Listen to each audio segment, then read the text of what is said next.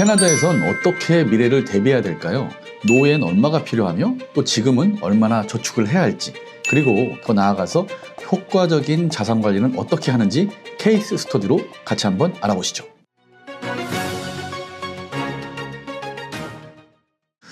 안녕하세요. 캐나다 투자전략 브랜드입니다. 오늘은 두 자녀를 둔 40대 부부 케이스를 가지고 왔습니다.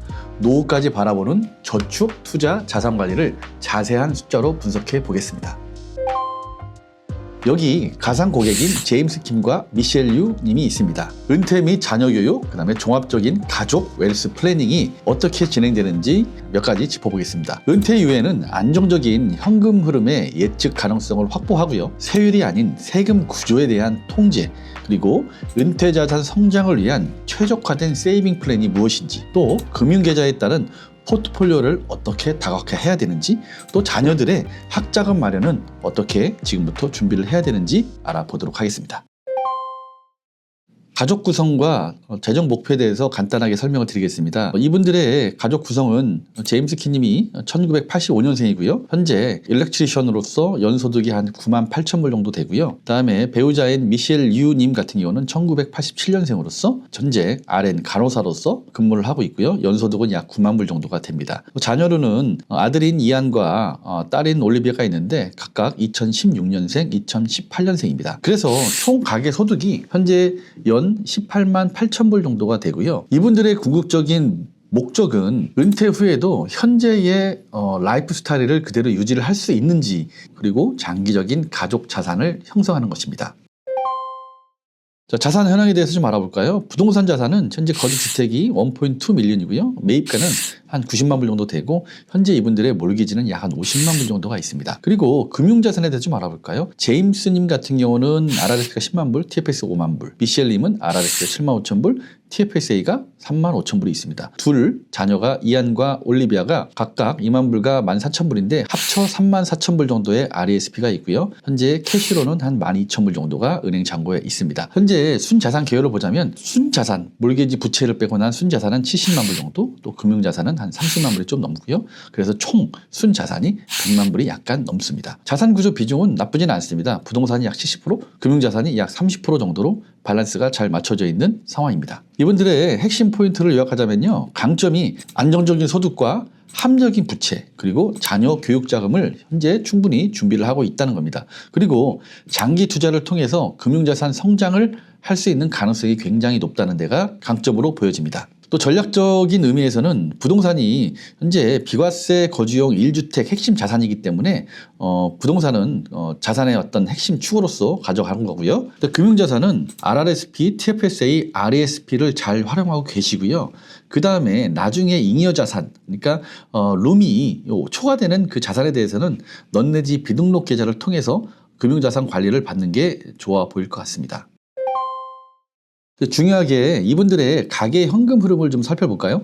보니까 총 가계 소득이 한 18만 8천 불로서 굉장히 소득이 안정적이고요.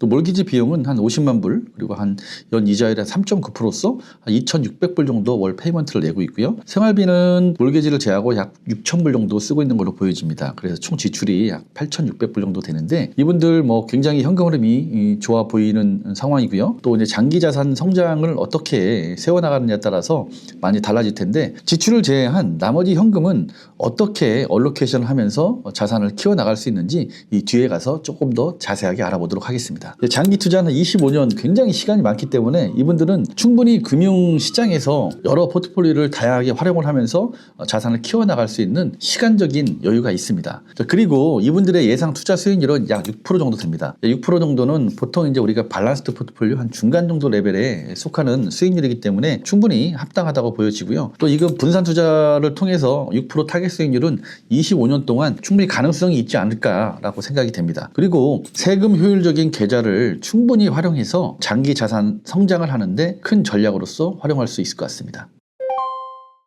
결국 이분들의 은퇴 목표 은퇴 나이가 아까 말씀드렸던 65세예요. 그리고 현재 가치 기준 월 생활비 목표가 8,000불인데 연간 약 한 96,000불, 10만 불이 좀 안 됩니다. 그리고 우리가 물가상승률은 2.5% 적용을 했기 때문에 현재 우리가 보는 달러 밸류로는 연간 96,000불이지만 이분들은 25년 후, 그러니까 2050년 정도 됐을 때는 생활비가 약 17만 7천 불 정도가 됩니다. 약 한 2배 가까이 되기 때문에 현재 생활 수준을 유지하는 게 가장 큰 목표이고요. 안정적인 인컴 스트림을 확보하는 게 궁극적인 목적이 될 수가 있겠습니다. 은퇴 후에도 이분들이 현재 생활을 유지하기 위해서는 앞으로 어떤 전략들이 필요한지 뒤에 가서 조금 더 자세히 좀 알아보도록 하겠습니다. 이 두 부부의 공적 연금 예상 금액은요, CPP가 약 한 2만 8천 불, 부부 합산입니다. 그리고 OAS가 한 16,500불 정도 됩니다.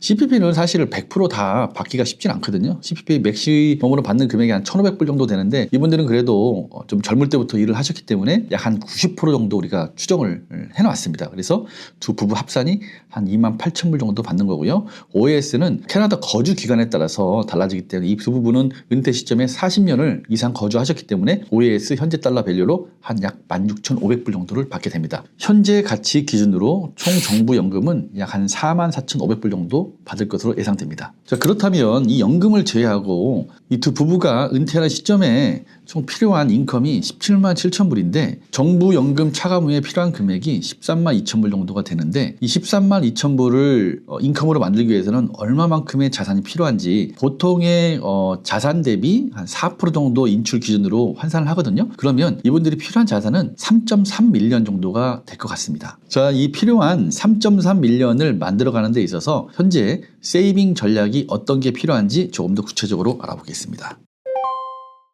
자, 먼저 RRSP 연간 투자는 약 한 2만 7천 불 정도가 필요하고요. 그 다음에 TFSA, 비과세 계좌죠. 비과세 계좌의 연간 투자가 약 한 12,000불 정도가 필요합니다. 그래서 총 투자가 1년에 3만 9천 불 정도를 해야 되는데 이 부분은 또 RRSP 세금 환급 효과도 같이 활용할 수 있는 장점이 있습니다. 실제로 RRSP 세금 환급 효과까지 활용한다면 이보다는 조금 더 부담이 적을 수가 있을 것 같습니다. 자, RRSP 절세 전략 포인트는 높은 세율 구간에서 세금을 공제받고요. 은퇴 시 낮은 세율로 인출하는 거.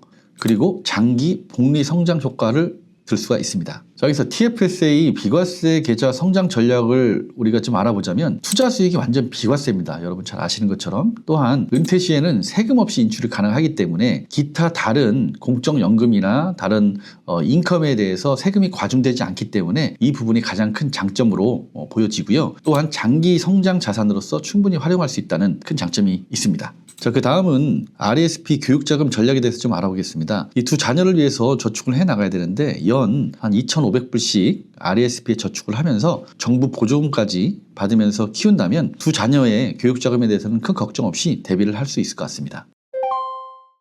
그래서 이 두 분이 금융자산을 어떻게 투자하고 있는지 좀 알아보겠습니다. 자, 기본적인 원칙으로 글로벌 분산 투자 그리고 장기 투자를 유지하면서 또 시장 변동성은 충분히 관리하고 또 정기적인 포트폴리오를 리밸런싱 하면서 장기 투자 원칙을 지켜나가고 있습니다. 성장형 포트폴리오의 예시를 좀 들여다보자면요. 미국과 캐나다를 제외한 주식이 약 40%, 그다음에 미국이 25%, 캐나다가 15%. 그래서 주식 비중이 약 80% 정도가 되는 거고요. 그다음에 안전자산이라고 우리가 보고 있는 채권이 한 15%, 그다음에 대체자산이 5%. 그래서 안전자산이 약 한 20% 정도가 됩니다. 이렇게 배합이 주식과 채권 비중이 80대 20 이런 포트폴리오를 우리가 보통 성장형 포트폴리오라고 부릅니다. 그래서 이분들도 이 밸런스드 포트폴리오에서 성장형 포트폴리오로 전환하려고 고민을 하고 계시는 중입니다. 앞서 설명드렸듯이 공적연금이 받는 게 약 한 4만 4천 불 정도 되고 필요한 은퇴 인컴이 약 한 1년에 13만 2천 불 정도가 되는데요. 이 13만 2천 불을 찾아오기 위해서는 약 3.3밀리언 정도가 필요하다고 얘기했습니다. 앞서 설명드린 저축 플랜을 보자면 RRSP 예상 가치가 은퇴 시점에 약 2.3밀리언 정도가 돼 있고요. 비과세 계좌의 가치가 약 한 1.2밀리언 정도가 돼 있는 걸로 추정이 됩니다. 그리고 RRSP와 TFSA 이외에 비등록 증권 계좌에 약 한 0.9밀리언 정도가 있습니다. 그래서 총 투자 자산은 약 한 4.4밀리언 정도로 예상이 됩니다. 그래서 아까 우리 목표점인 3.3밀리언보다는 초과 자금 1.1밀리언 정도가 더 만들어지게 됩니다.